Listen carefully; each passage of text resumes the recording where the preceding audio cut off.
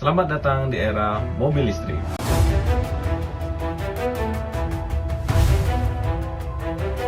Kali ini kita akan membahas pentingnya Big Data Analytics dalam menyusun strategi pemasaran di sebuah perusahaan untuk meningkatkan kinerja perusahaan agar lebih baik lagi. Dimana kali ini kita akan membahas case study di sebuah perusahaan mobil listrik terkemuka asal Tiongkok, yaitu BYD. Sebelum kita lanjut lebih dalam, perkenalkan saya Muhammad Khaidir.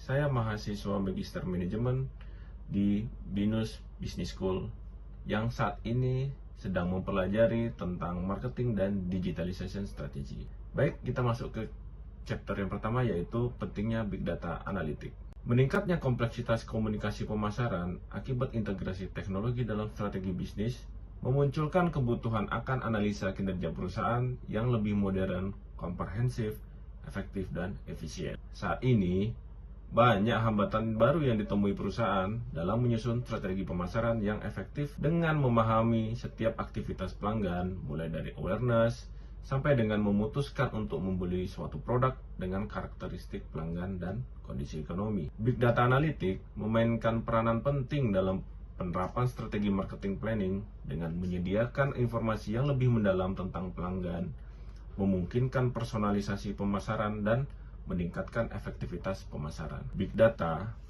bukan hanya tentang kuantitas, tetapi juga kecepatan data yang dihasilkan, keragaman jenis data, keakuratan data, dan nilai yang bisa diekstraksi. Berdasarkan Big Data Analytics untuk strategi pemasaran dalam jurnal Buhalis and Volcek tahun 2021, menekankan pentingnya Big Data Analytics dalam atribusi pemasaran untuk mengukur efektivitas berbagai touch point dalam customer journey di setiap pelanggan.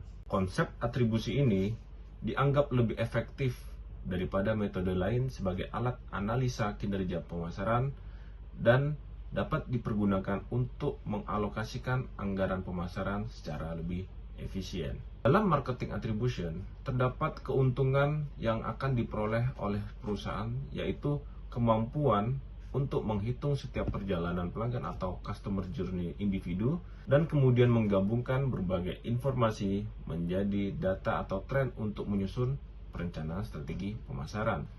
Atribusi pemasaran yang efektif harus mempertimbangkan seluruh perjalanan pelanggan secara holistik dan berpusat pada customer, di mana dalam hal ini data infrastruktur menjadi komponen yang dominan dalam mengoptimalisasikan big data yang tercermin dari channel-channel apa saja yang akan dipilih dan data-data serta jenis data yang akan diolah untuk menghasilkan informasi dan strategi pemasaran yang lebih baik. Metode atribusi memanfaatkan data tentang touch point pemasaran, berapa jumlah touch point yang akan atau yang dipilih oleh pelanggan, serta teknik analitis untuk memberikan gambaran yang realistis tentang pengaruh setiap touch point, termasuk faktor-faktor buaran pemasaran dan perilaku konsumen. Selanjutnya kita masuk ke chapter 2, yaitu kerangka kerja rencana strategi pemasaran.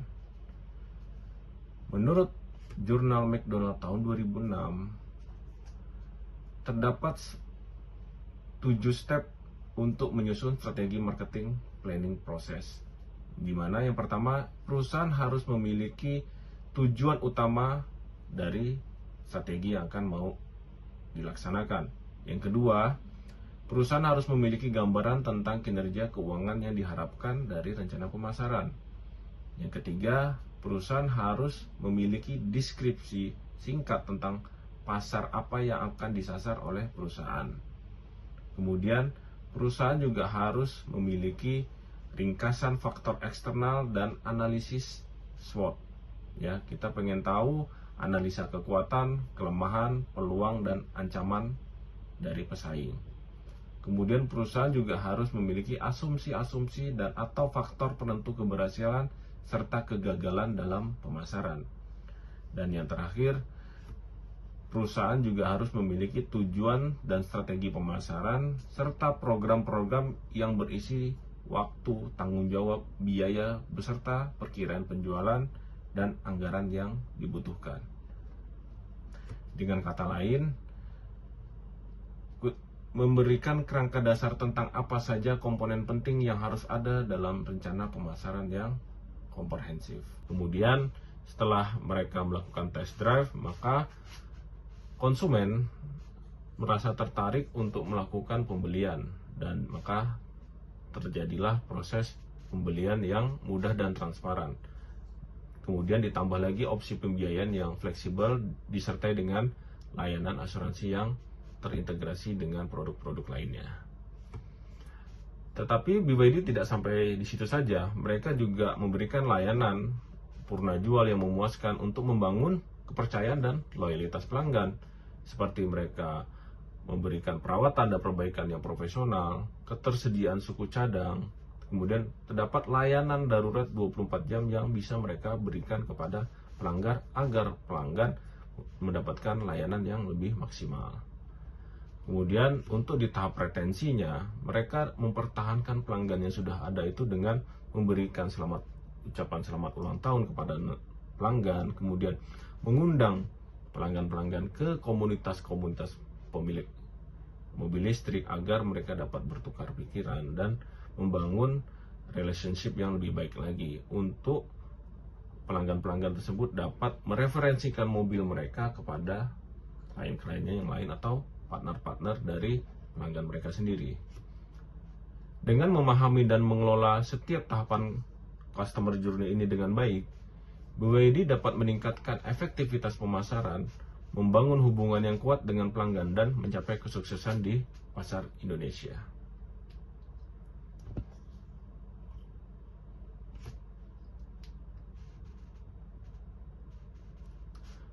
Kita masuk ke chapter keempat, yaitu chapter terakhir. Dengan mengoptimalkan big data analitik dalam strategi pemasaran, BYD berhasil meningkatkan kinerja perusahaan yang terlihat dari beberapa komponen, yaitu pendapatan BYD di tahun 2024 mencapai 107 miliar USD, mengalahkan pesaing utamanya yaitu Tesla dengan pendapatan 97 miliar USD. Kemudian, khusus di Indonesia, penjualan mobil listrik terbanyak di Indonesia pada kuartal 1 adalah BYD, sebanyak 5.718 unit, di mana tahun 2024 sendiri, dalam satu tahun mereka sudah berhasil menjual 15.000 unit Move, mengalahkan brand EV lainnya yang sudah duluan masuk ke Indonesia.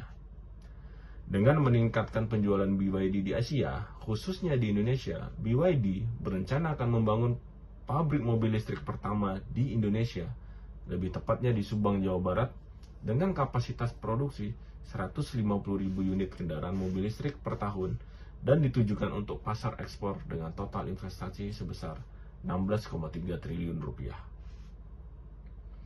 Pada akhirnya, big data bukan sekedar angka dan statistik, tetapi kunci untuk membuka potensi bisnis, mendorong pertumbuhan, dan memenangkan persaingan di pasar yang semakin kompleks saat ini. Terima kasih sudah menonton video ini. Selamat pagi.